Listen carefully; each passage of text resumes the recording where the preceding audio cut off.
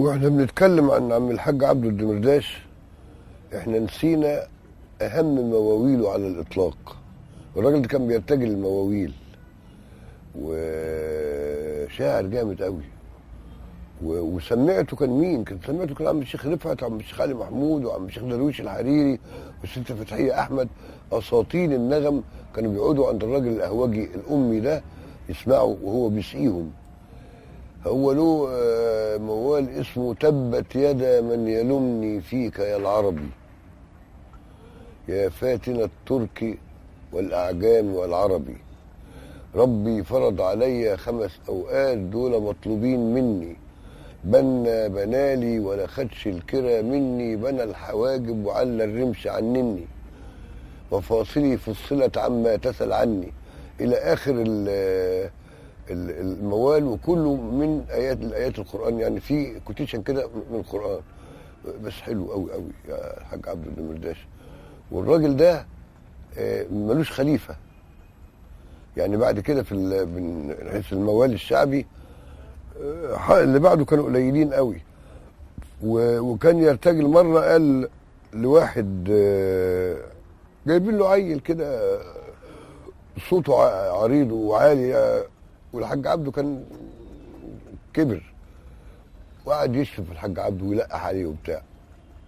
فالحاج عبده قال شيبتني يا زمن وانا ما استحق الشيب، وخدت مني الحبايب ولا اختشيت العيب، القوس مني انحنى فعلا والظهر الشيب، واللحيه طالت وزينها الاله بالشيب، حوشوا الغنم عن عليق الجمل احسن ده يبقى عيب، لو كان جمل في جمل ما كانش بقى عيب، واجود ما في الفتى جيبه ونلطش الظهر الفقر ما هو شيب. الله يرحمك يا عم الشيخ عبده، يا عم الحاج عبده الدمرداش، ويرحم جميع الفنانين اللي غنوا للمحروسه مصر دي وراحوا بالسلامه ولا حدش سأل عنهم. البلد دي حاجه غريبه، عشاقها قوي يموتوا في الغربه.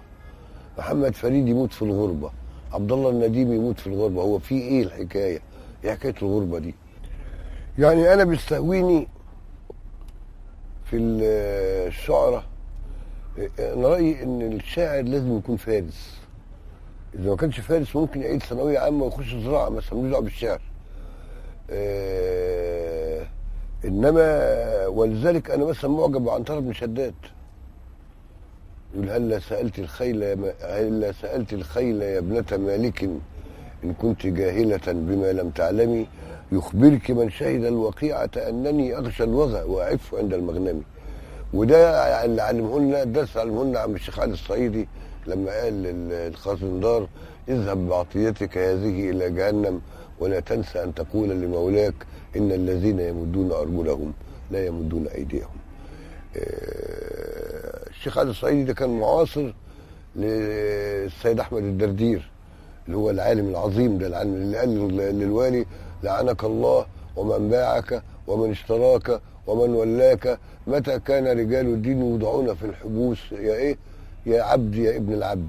ده قال للوالي كده، والوالي خاف منه وقال له اللي انت عايزه. كانوا هجموا